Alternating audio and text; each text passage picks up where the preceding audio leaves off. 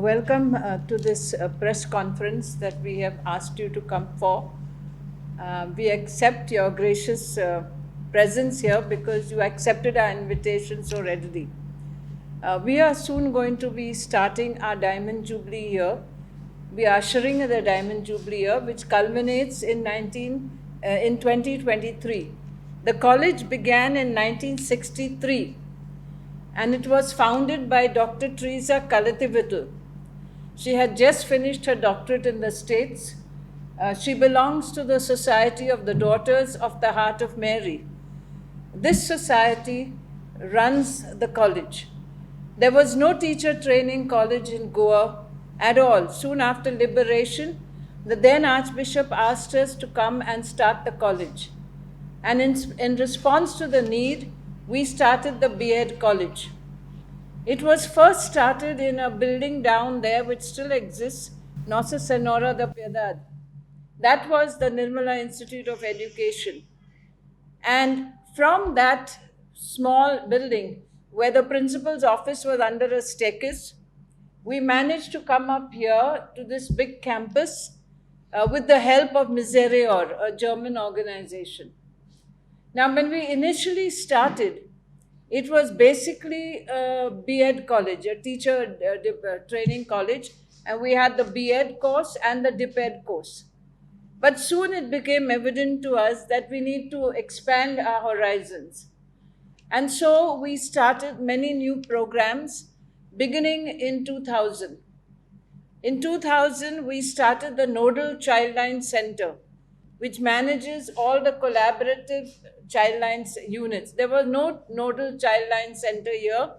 And so we were requested if we could start by one of our students trained at Nirmala Niketan, Bombay. So I came back in 2000 and she said, could we have a nodal childline? And that's how we started. Now that little center has reached out to so many children in distress. In fact, even yesterday we had an awareness campaign against child labor.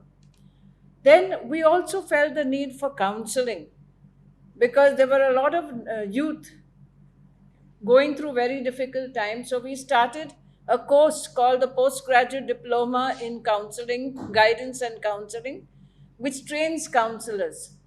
We also started the Atma Shodha Cell, which conducts programs to test students' abilities. So we have aptitude testing. We have been going to schools to test children, and lots of parents bring their children to the institute for testing. So we have realized that there is a big need for this. And so over the years, sometimes in 1 year, we have been able to reach out to 800 students to test them. We also had the B.Ed Special Education course. In fact, we were the first ones to start the B.Ed Special Education course. And it really broke our heart when we had to give up the B.Ed Special Education course because the RCI, which is the Rehabilitation Council of India, was insisting that we have a special school attached to a training program. And frankly, in terms of the NEP and all the new developments, what the country basically needs is inclusive education. But we had no choice in that matter and we had to close the course.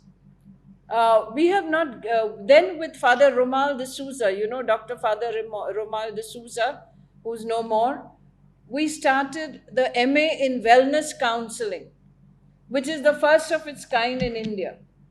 While most of the counseling courses have a therapeutic approach, which means that somebody comes to you with a problem and you help the child to solve the problem or the adult to solve the problem. But now we have gone beyond that. The MA Wellness Counseling course is a strengths-based approach. What is the theory behind all this? They say every human being has basic strengths like optimism, resilience. Now, when we tap these resources, we can help people to handle their lives better. Father Romal started this course almost in the last years of his life. And at that age, He went to various departments trying to get a grant for the course, but he never succeeded. He took the last lecture, or when he was almost 90, on October 16th, and he died on November 1st. So we had a really dedicated person to start the course. We need more students for this course. It's difficult because people don't understand what wellness counseling is all about. We also have the DLED. We used to have the DIPED under Bombay University. But when Bombay University closed, we had to shift to the DLED. So we have been running that course too from 2015. Out of 40, we were one of the 40 institutions chosen by Tata Institute of Social Sciences for the Global Fund for AIDS, TB, and Malaria, GFATM. And so we started training nurses, paramedical people to help deal with patients with AIDS. Okay? So these were the various initiatives we have started. We will tell you the rest through our principal, Dr. Delia Anta. Like all professional colleges, we also have a very, very tight schedule, but it didn't deter us from organizing a number of activities. And just to highlight a few, of course, we conducted international conferences, national conferences, but our greatest challenge came during the lockdown. So first of all, we had to have webinars to train ourselves, the faculty. We trained our students because they have to give lessons. We also managed to train in-service teachers, in the use of virtual platforms. And all through this time, we kept our students busy, not only with online lectures, but also we conducted lots of workshops and webinars for them on a wide spectrum of topics. And beside that, our counseling cell was very active. It helped our students who were homebound in lots of sessions for them. We also had e-magazine where they could actually, speak about their experiences and so on. In the meantime, we also kept our students, expose them to various digital technologies and data analytics. And I'm happy to say that our college is the first college in Goa to have 10 of our students not only to do the SWAYAM course but also to clear it. Also, one of our lecturers is the first person in Goa to have e-content on SWAYAM. Beside that, our college is the first college to have a STEAM educator program, and 3 of our faculty members were involved in organizing the Dish Tabo program. In the social, our programs were conducted in 3 domains, that is academic, social, and cultural. In the social domain, we've had in the past a major outreach program where we had a lot of creative activities for our students, especially in art. Beside that, our students, our college won the One District, One Green Championship Award for the massive work that they have done in the internship school related to environment. We also have a very nice green campus, and we have plans to enhance this campus further. In the cultural domain, you must have heard about the major play that we had, Pride and Prejudice. Now we were able to put it up with a lot of help from our students themselves. First of all, how we go about is, as soon as they get admission to the college, we first try to identify their talents, we try to tap their potential, and in this play, they actually played a major role in writing the script, designing their costumes, they did their own props, and so on. Besides that, students are also showcase their talents through their art exhibitions that we've had, and one of our major achievement was the Abolyanche Fest. Earlier, we had the Project Goa, which is to highlight some aspect of the Goan culture or tradition each year, but it used to be an in-house affair. But with Abolyanche Fest, we opened it to the general public. Not only that, Goans from whichever country they are in, they were able to watch the live show, and they were also able to appreciate the culture and the traditions that were depicted and highlighted during that program. In the course of the year, we have planned several activities, and as the year unfolds and even beyond, we have planned activities that we will be conducting under various pedagogies, then under research, sports, performing arts, visual arts, counseling, early child care, and so on, both intercollegiate, in-house, as well as for the community. But what I'd like to highlight is the international conference that is coming soon. We'll be organizing it somewhere in November, December. It is on incorporating elements of theatre in pedagogy at different levels of education. Today, theatre plays a very, very important role in education. And we will be the first institute to have selected articles presented at the conference to be published in UGC Care Journal. And as the year unfolds, we will see many, many activities that we will be organizing. But right now, we will be launching the logo for the Diamond Jubilee.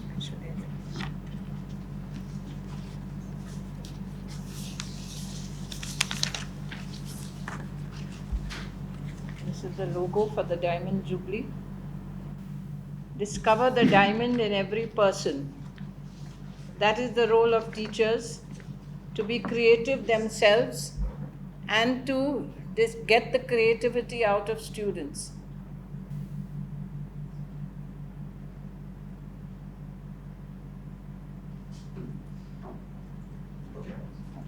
This logo was designed by our professional art teacher, visual arts teacher, Mr. Raymond Pereira, so he'll explain it probably. Yeah, as you see on the screen, the Diamond Jubilee logo, the theme for the year is Discover the Diamond in Every Person. So the logo is an open book with a diamond protruding outward. The book is a source of knowledge which is imparted to the trainees. It also symbolizes water or waves where knowledge is continuously fluid and evolving. The diamond is encrusted with 6 human figurines which depict the 6 decades since the inception of this institute. The 7 colors of the rainbow symbolize the varied talents of the teacher trainees. In the middle, you could see a banyan tree which symbolizes continual growth and development. It spreads its shoots and props roots in order to support the branches and does not stop growing until it dies. The lotus symbolizes purity. As you see the date, the year, the institute was started in the year 1963, and in 2023 we complete 60 years of its inception. Thank you. I also want to tell you that we had to close the special ed course, but special children or differently abled children are very close to our heart. And so we have not given up this dimension, though technically the government gave the course to somebody else. We still believe that we can work for these children. So we are having plans for several workshops.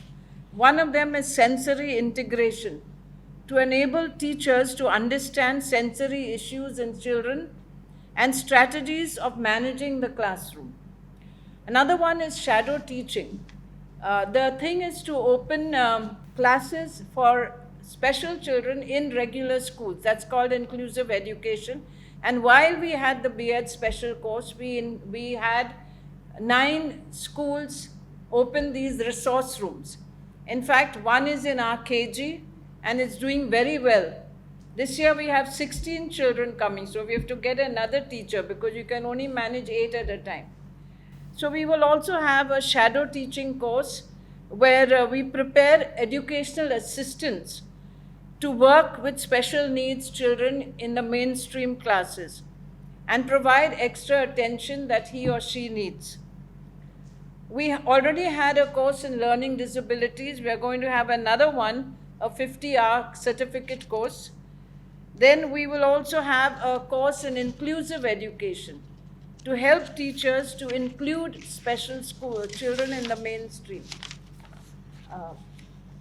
We also are planning to start an early intervention center. That is to be able to identify the problems of children when they are very young, because when they are older, it's more difficult to handle the problems. So there will be a lot of work done with this early intervention center. We will have it on our campus. Then we also, these are all the dreams we have.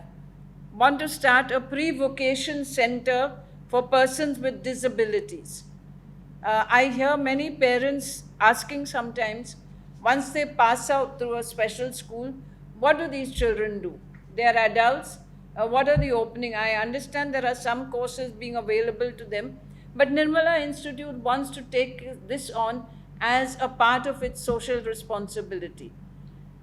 We have also a very good counselor, 2 counselors on campus. One is in the DLH section and one is here. So we are planning a camp for youth between the ages of 18 and 26, precisely with this theme in mind, to discover the diamond in each person. So we are hoping to have a residential camp for about 40 youth. And the idea is to promote individualized skill development, reflective listening circles, and a lot of introspection to help our youth discover the diamond within themselves. Many of our youth are restless. Now, if they are helped with this, they can come out. So that will be somewhere on the 28th, 29th, and 30th of October, the Diwali holidays. So these are various things that we are planning to start.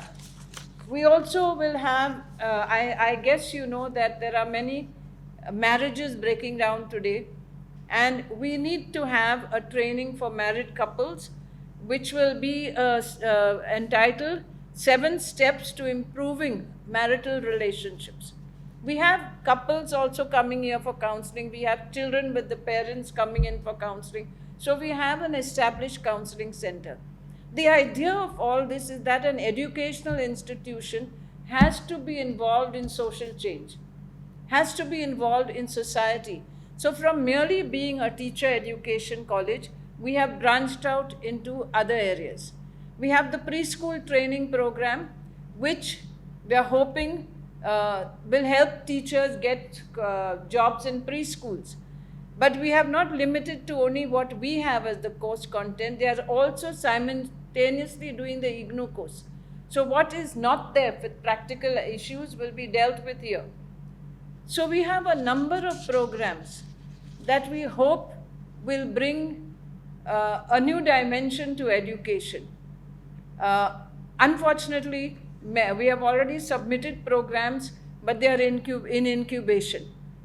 They take very long to get approved. Like one of the areas we see very important is training college lecturers to teach. Many of them get their post-graduation in a particular subject, particular discipline, and they go straight into teaching. So they don't really know the pedagogy of the whole process. And so therefore we have submitted again another program which is in incubation. We hope it will come through. We had this with Bombay University when we were under Bombay University. So the institute is moving forward, hopefully in new directions, but we also need the support system that will enable us to have these programs. First of all, we have to build classrooms, because when this was only for the B.Ed, it was more than enough, the building. But it's not sufficient now. So we are planning to build additional classrooms. We have the DLED building there, the annex building. So we are hoping to develop this. We have a very good sports teacher, sports director, who's organizing a number of things in the area of sports. So we hope to get support for all these initiatives. Alisha. The Alumni Association is a very important part of any institution. I now invite our senior faculty of the DLED section, Ms. Alisha Dikuna, to speak about this Alumni Association. So we know that a teacher's life is fulfilled when his or her students do well. So our students who have passed out from here work as teachers and counselors all over the state of Goa, sometimes in other states of the country and even abroad. Many of our teachers are based in other countries as well, and they are doing wonderfully over there. Now, on account of our Diamond Jubilee celebration, as sisters have shared, we have lots of plans, but one of the most prominent one is the Alumni Association, And through this press conference, I want to urge all our ex-students to kindly connect with us once again. What has happened is that we teachers, your teachers get busy, and you all also as working professionals get busy with your work. So over time, there is that little disconnect, that takes place because of the changes that have taken place in the recent years. From physical mode, overnight we had to switch to a virtual mode of teaching. There were lots of changes, and these changes or these hands-on experiences is what we look forward to getting from you. So we have teaching that is going on here actively, but it will be wonderful to hear from our own teachers or our alumni who are an immense resource in the field right now, if we can get to know about your real experiences. So our main focus of connecting with our alumni is this. Besides this, we have a plan of action to run various programs. Some of them will be cultural programs, some of them will be academic programs, and some activities will be also focused towards fundraising. But all of this is possible only if our alumni comes forward and connects with us and we all work shoulder to shoulder. So I request all of our ex-students, irrespective of what level you are teaching. Some of our teachers are teaching at an elementary levels in schools, some are in high secondary, some are in high schools. But in whatever form or the other, small or big, it will be wonderful if when our teachers, our team tries to connect with you over social media, or we have most of our contacts of our ex-students, please feel free to connect back with us. It's just little time and little effort that we would ask from you all. And I think together we can, work wonders for the institution, for the students at large, for future teachers. Also, if you all can help us in, internships, placements, in terms of, creating some job opportunities to the new batch that is passing out, we will be more than grateful and obliged.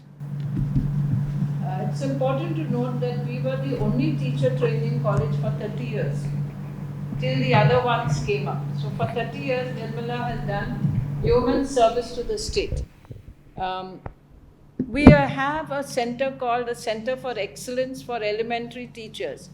And so we have run various courses for preschool teachers, primary teachers, and one of the responses that we got from the primary teachers is that at last somebody is paying attention to us, because they seem to be a neglected lot. So we hope and pray that we will be able to serve the state. We are beginning as usual with prayer, the year. So we are having a mass on the 20th, inaugural mass on the 20th, which will be presided over by our Archbishop, Most Reverend Philip Neri Ferrand. And we are hoping to we've had several ex-student priests who will be able to celebrate the Mass with us. So all our ex-students are invited for this Mass, because we want to pray together for the blessings of God on this year. Initially when we were the only teacher training college, I heard that there was another college starting, and then another. So I put a question to the government. I said, where is the placement? We have hardly many schools, okay? And so almost every year we get about 600 teachers coming out from the various training colleges. So where are the schools for them? That is why one of the dreams we have, but I don't want to discuss it now, is to have an innovative hub where we can teach them to do other things related to education. Preparation of audiovisual materials, developing new ideas and trying them out. So that is our plan for the future. So we hope to do that. But many of them are struggling for jobs, and that again is a reflection of poor manpower planning in the state. We also offer some of the certificate courses, and at least during the lockdown, we had one on bakery. They really made good use of it. Besides that, in the course content, there was one project was given to them under one of the subtopics that they had to learn. They had to learn a new skill and see whether it fits within that, what they had learned in the course content. And what we least expected was they not only learned a new skill, they used it so much. They started their own YouTube, and they also started earning, which I thought was something very good and innovative. So we want to thank you very specially for coming today, because we really want to serve the state of Goa, and we want to give our best to the state of Goa, because that is our mission, to produce the best teachers, the best counselors, and all our students know that they will not get a mark just for anything. Very often we have colleges competing for distinctions, and I've always told the students, we don't need distinctions. What we need is that you become persons of distinction, and that you be the first one to volunteer for activities in the schools.